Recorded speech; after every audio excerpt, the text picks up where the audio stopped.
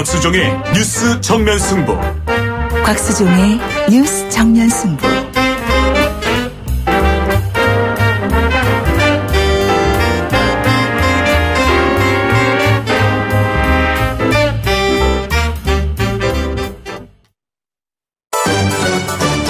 김작이 묻고 곽박이 경제로 답한다.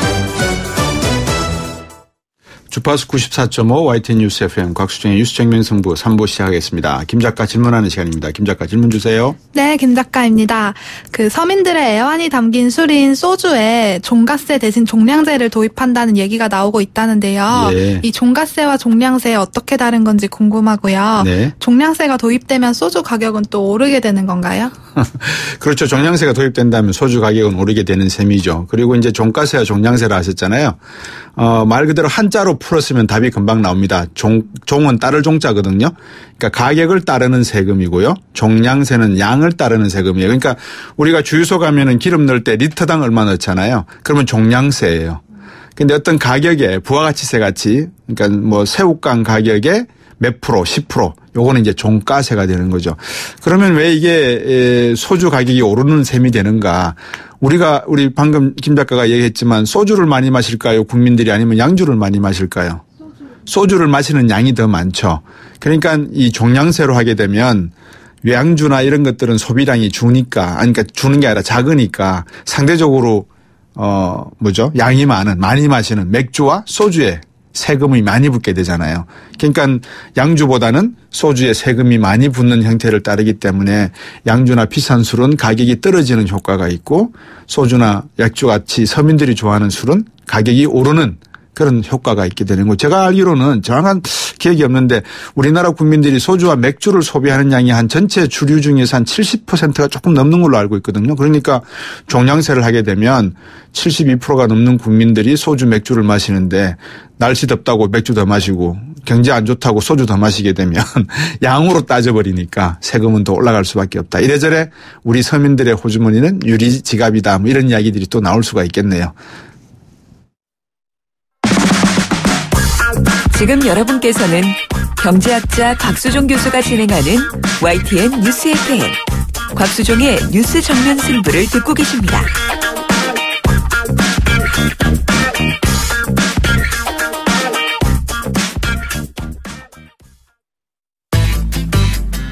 곽수종의 뉴스 정면 승부 방송 들으시고 의견 있으신 분들은 지금 바로 샵 0945 샵 0945 짧은 문자 50원, 긴 문자 100원이 부과되는 휴대전화 문자 메시지를 보내주세요. 오늘 들으신 방송은 YTN 라디오 홈페이지와 곽수종의 뉴스 정면 승부 팟캐스트를 통해 다시 확인할 수 있습니다.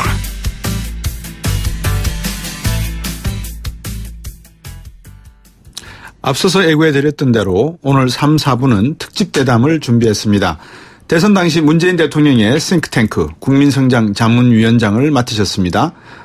그리고 지금도 문재인 정부의 경제적 성공을 위해서 늘 노심초사하고 계시는데요. 안보 문제뿐만 아니라 다음 주 한미 정상을 앞두고도 상당히 이 북한 사드 배치의 문제든지 한반도 긴장 완화의 문제, 평화체제의 문제 이런 것에 대해서 높으신 경륜과 또 박아가신 지식으로 문재인 대통령에게 많은 지혜를 주셨지 않을까 생각이 돼서 오늘 특집 대담 시간에 박성전 한은 총재를 모셨습니다. 총재님 안녕하십니까? 네, 안녕하세요. 예, 건강하시죠? 예, 그렇습니다. 예. 자, 이제 바로 제가 여쭤봐야 되겠습니다. 청취자분들에게 제가 고지를 하나 해드리겠습니다. 혹시 박성 총재님께 청취자 여러분들께서 질문 드리고 싶은 내용이 있으면 문자로 우물정 0945로 보내주시면 단문 50원 장문 100원입니다. 제가 총재님께도 질문 드리도록 하겠습니다. 문재인 정부가 경제정책 기조는 소득주도 성장이다 이렇게 말씀을 하고 있는데 네. 제가 알기로는 박성 총재님의 생각이셨죠? 제가 너무 돌직구로 확 질문을 드렸죠. 제가 그걸 주장을 했죠. 그러셨죠. 예, 저도. 예. 예. 지금까지 성장 정책과는 어떻게 다른 걸로 이해를 하면 되겠습니까? 청취자분들이. 지금까지 우리나라 경제 성장은 수출이 그렇죠. 이끌어오지 않았습니다. 네. 수출은 누가 했느냐? 우리 가게가 한 것이 아니고 대기업이었습니다. 네. 그러니까 정부는 수출 증대를 위해서 대기업에 온갖 특혜를 주어서 대기업을 길렀거든요. 네. 그러면 대기업은 그렇게 해서 돈을 벌면 어떻게 했느냐. 국내 투자를 해서. 예. 고용을 해서. 네. 고용을 하게 그러면 소득이 이제 가계로 가지 않습니까? 네. 이게 이른바 선순환입니다. 예.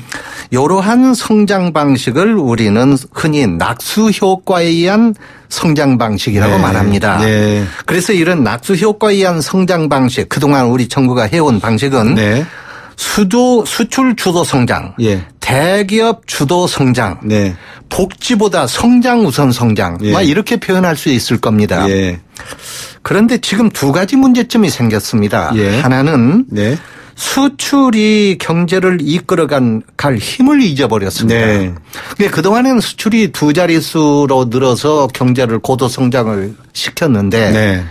지금은 재작년에는 수출이 8%가 줄고 네.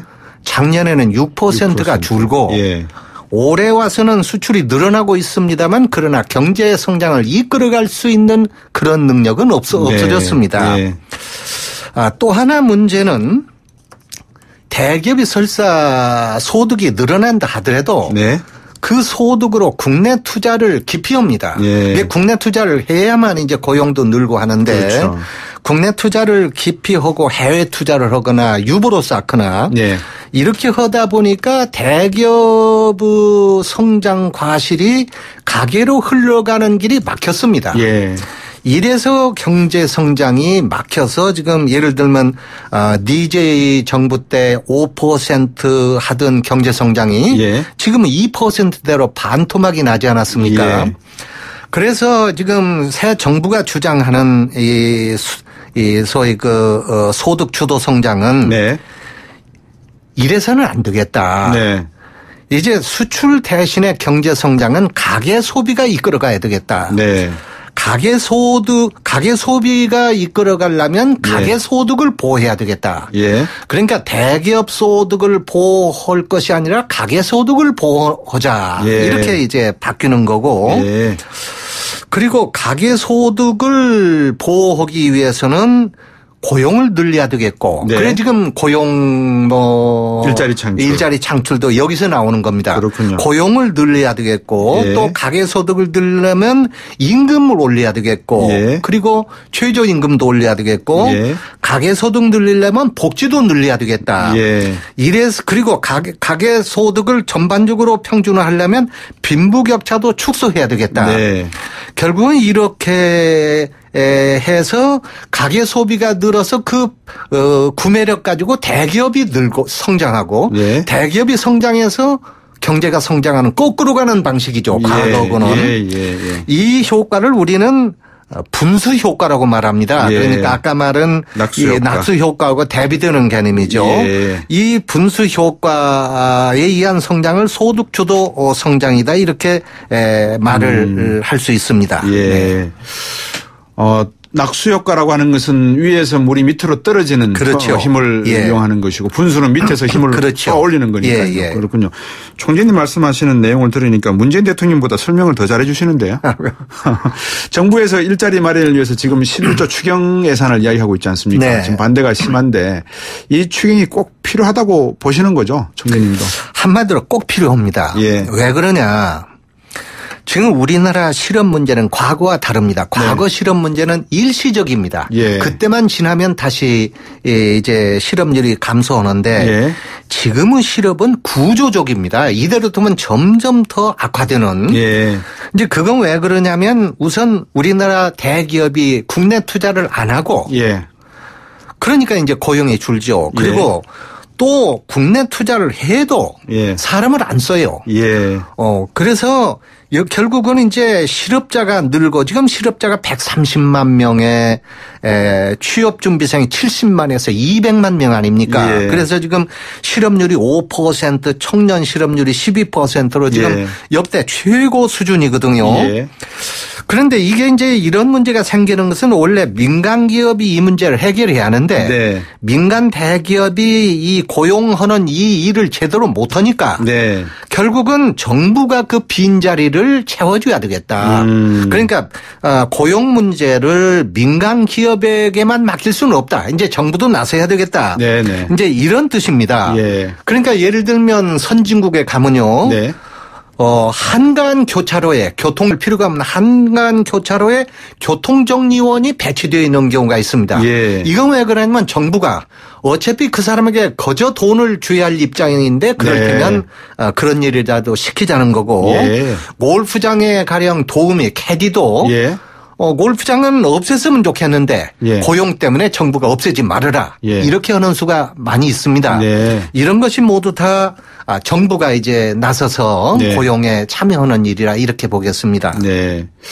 말씀하신 내용을 듣고 보니까 정말 이 정부가 나서야 될 필요성이 있는 것 같은데 정부가 나선다는 건 결국은 예산을 더 써야 된다는 문제가 그렇죠. 되니까 네. 이제 이 문제가 조금은 뒤에서 여쭤보겠습니다만 지금 미 연준이 이번에 금리 올렸지 않습니까? 조정이. 예.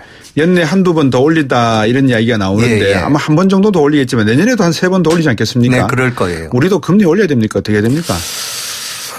미국이 올린다고 그래서 반드시 우리가 따라 올릴 필요는 없다고 봅니다. 네. 이제 여러 가지 상황이 다르니까. 네. 그렇지만 지금 앵커께서도 예. 말씀하셨지만 미국이 지금 올해 금리 올리고 내년에도 올리면 네. 미국 금리가 2% 될 거예요, 내년에. 네. 내후년에는 3%대가 될 겁니다. 예. 지금 우리나라가 현재 1.25 아닙니까? 그렇습니다. 예. 이렇게 될 때는 이건 못 견딘다. 네. 한국이 여자가 자꾸 외국으로 빠져나가고 예. 환율이 요동치고 이거 견딜 수가 없다. 그래서 우리도 올릴 수밖에 없다. 예. 그러나 그 시기가 언제냐는 것은 네. 제가 볼 때는 빠르면 올 하반기. 예. 늦어도 내년 네. 중에는 예. 우리나라도 금리를 올려야 하고 예. 우리나라 경제가 정상화되었다고 가정했을 때 우리나라 금리의 최적 수준은 네. 3% 내지 4%가 될 것이다. 예. 다시 말해 우리나라도 3 내지 4% 수준까지는 앞으로 어느 수준까지는 네. 올릴 수밖에 없다. 이렇게 생각합니다. 네. 그러면 이제 결국은 가계부채 이야기가 나올 수밖에 그렇습니다. 없지 않습니까? 그렇습니다. 가계부채의 가장 또 핵심은 결국 부동산인데요. 네. 최근 정부가 이제 부동산 투기 조짐에 대해서 주택담보대출 축소하고 분양권 전매 제한하는 내용 대책 내놓았는데 적시 타이밍이 적시였고 적절하다고 보시고 계십니까? 현재 상황에서 6.19 조치는 네. 일단 적절했다고 봅니다. 예. 그러나 근본적으로 앞으로 우리 정부가 이 부동산 정책의 목표를 네. 어디에다가 두고 갈 것인가 예. 하는 것을 분명히 할 필요가 있다 이 생각합니다. 예. 그것은 무슨 뜻이냐면 예. 부동산을 이제 가령 부양한다든가 이 부동산 경기를 누른다든가 하는 것이 예. 단기 경기 부양, 경기 조절적 의미냐, 예. 경기 부양을 한다든가 성장률을 높이기 위한 수단으로 하는 거냐, 네. 아니면 그런 것이 아니고 장기 지속적으로 국민 생활을 안정시키고 향상시킨다는 목적이냐, 예. 둘 중에 어느 것이냐, 예. 이 점을 분명히 해야 된다. 과거 우리나라 정부의 부동산 정책은 거의 전적으로 경기 부양 수단이었습니다. 네. 그렇게 되다 보니까 지금 이 온갖 문제가 생겨나고 있어요. 예. 예를 들면 지난 50년 동안에 물가가 30배가 올랐는데 예. 땅값은 3,000배가 올랐습니다. 예. 그러니 이게 어떻게 되겠습니까? 그러니까 예. 땅을 가진 사람들은 만족하겠지만은 네. 그러나 이 땅값, 집값이 이렇게 폭등하고 이렇게 되면 국민 생활은 더 예. 낮아질 수밖에 없습니다. 예. 예. 우선 이 박근혜 정부 지난 4년 동안만 해도 예. 국민 소득이 9% 올랐는데 예. 집값은 22%가 올랐고 예. 전세값은 52%가 올랐다는 보도가 며칠 전에 나왔습니다. 예. 그러면 이게 무슨 뜻입니까? 야. 결국은 경제가 성장했다고 그래도 국민 생활은 계속 더 나빠졌다. 그렇죠. 살기는 더 팍팍해졌다. 그런 뜻이거든요. 예. 예. 이러기 때문에 이 부동산 정책의 목표는 네. 장기적으로 집값을 묶어야 한다. 예. 안정시켜야 한다. 예. 가장 바람직한 것은 집값을 계속 떨어뜨려야 합니다. 예. 떨어뜨려서 이제 우리나라 젊은이들이 이제 월급 받아서 그걸로 집 마련할 수 있도록 돼야 되는데 네. 지금 상황에서 아까도 말씀드린 바와 같이 그 가계부채도 있고 네. 여러 가지 문제가 있어서 집값이 떨어지면 여러 가지 문제가 생깁니다. 네. 그래서 가장 현실적인 것은 집값을 떨어뜨리지는 말고 예. 올리지도 말고 예. 이 상태로 묶어서 예. 앞으로 10년, 20년 장기적으로 현 수준으로 묶어라. 예. 묶도록 모든 정책의 초점이 거기다가 맞추고 그러면서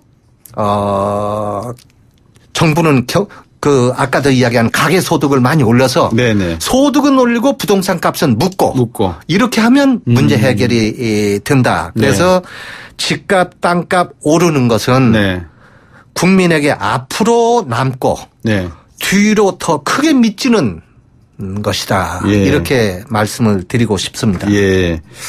말씀을 듣고 보니까 이제 대한민국의 경제 정책의 핵심은 사실은 거시적인 정책의 목적은 낙수 효과보다 분수 효과로 가야 된다라는 네. 게 거시 정책의 네. 목표라 그러면 미시 정책의 목표는 주거비를 좀 안정시켜야지만 그렇습니다. 결국 가처분 소득이 느는데 그렇습니다. 그러려면 이 부동산 가격을 오랫동안 안정화시킬 필요가 있다라는 말씀 같습니다. 그러면 총장님 미국 같은 경우에 연준 금리가 보통 30년 국채금리 만기 금리를 기준으로 해서 이제 저희들이 기준금리라고 제가 이해를 네. 하고 있습니다. 그런데 우리나라에 이 기준금리라고 하는 것이 뭐 하는 총재도 하셨지만 우리나라는 30년 만기 금리가 없지 않습니까? 없어요. 10년짜리가 제일 긴 네, 금리고요. 예, 그렇습니다. 그러면 우리나라 금리 정책, 통화 정책의 핵심인 금리도 좀 더 장기적으로 돌아갈 수 있는 사이클을 가질 수 있는 그런 금리 정책을 지향해야 되지 않겠습니까? 부동산을 안정시키려면. 우리나라가 예. 그러니까 아직 30년짜리 장기채가 기준이 되지 않고 있다는 이야기는 네. 우리나라 금융이 아직 안정이 덜 됐다는 이야기입니다. 그렇죠. 그래서 우리가 이제 부동산 값이 안정이 되고 네. 우리나라 금융시장이 안정화되면 네. 다른 말로 표현해서 우리나라 경제가 조금 더 성숙해지고 선진화되면은 네. 우리도 아마 그런 방향으로 가리라고 봅니다. 예.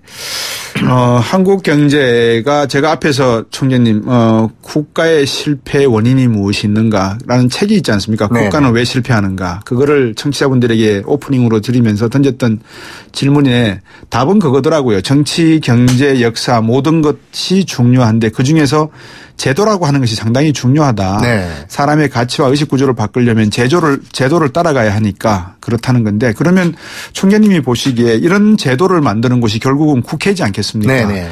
국회의 역할은 어떻게 되는 겁니까? 참 우리나라 국회에 대해서는 네.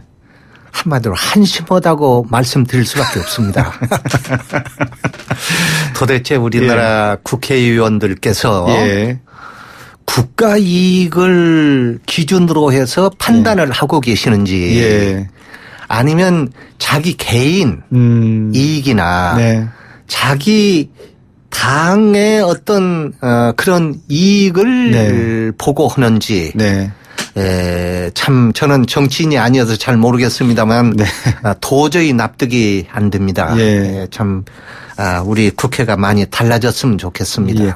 총재님 청취자분이 이렇게 글을 보내주셨어요. 9630번님인데요. 대기업이 투자를 국내에 하지 않고 해외에 한다고 하셨는데 왜 그렇게 합니까? 국내에 투자할 수 있도록 할 수는 없습니까? 트럼프 대통령이 지금 좀 그렇게 하고 있지 않습니까? 어떻게 하면 됩니까? 그게요. 예. 대기업이 지금 국내 투자를 안 하고 해외 투자를 하고 있고 예. 그렇게 하고도 돈이 남으면 국내 투자 안 하고 유보를 싸서 유보가 지금 700조 800조가 되고 있어요. 예. 예. 우리 기업이 대기업이 외국에 투자해서 외국에서 창출하고 있는 그 고용이 100만 명이 넘습니다. 예. 우리나라 전체 실업자가 130만 명인데 따라서 이게 지금 한심한 문제라고 그러네요. 보겠는데 예. 그러면 우리나라 기업인들이 나빠서 그러느냐? 그건 아닙니다. 예. 우리나라 대기업들도 국내에 투자하고 싶죠. 네. 투자하고 싶은데 국내 투자해서 수지 맞는 일이 없다 그런 이야기입니다. 다시 말하면 자동차 같으면 자동차를 예. 국내 공장에 세우는 것보다 예. 중국에 세우는 게 훨씬 이익이 많이 나오는 거예요. 예. 국내 자동차 공장을 세우면 우선 강성 노조가 맨날 파업한다고 하고 뭐 어떻고 그렇죠. 임금은 비싸고 네. 거기다가 땅값 비싸고 예. 자식 교육 어렵고 그런데 중국 가면 땅값 싸고 거기는 시장이 넓고 그렇죠. 그래서 그쪽이 훨씬 이 이윤 추구에 유리합니다. 그러니까 우리가 그런 것을 막으려면 네. 이 노사 관계를 개선해야 하고 네. 여러 가지 그 국내에서 그런 페이버를 네. 그런 인센티브를 기업에 주는 노력도 있어야 됩니다. 예. 대선 당시 문재인 대통령의 싱크탱크 국민성장 자문위원장을 하셨던 박승 전 한은 총재로부터 국가 운영에 대한 깊은 내용의 말씀을 듣고 있습니다. 4부에서 이어가도록 하겠습니다.